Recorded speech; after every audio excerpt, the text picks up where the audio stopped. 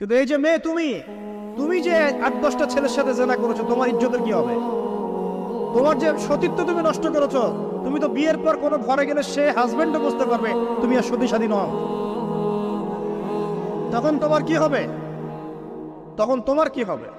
আর এটা যে এত ভয়াবহ মহামারী একটা ধারণ করেছে না, অনেক ক্ষেত্রে দেখা যায় স্বামী অফিসে যাওয়ার সাথে সাথেই বয়ফ্রেন্ড বাসায় হাজির। এই যে বাক্সে বাক্সে বন্দি জীবন বললাম, বাক্সে বাক্সে বন্দি ফ্ল্যাটের ভিতরে তো ঢুকলে আর বোঝা যায় না ভিতরে কি হচ্ছে।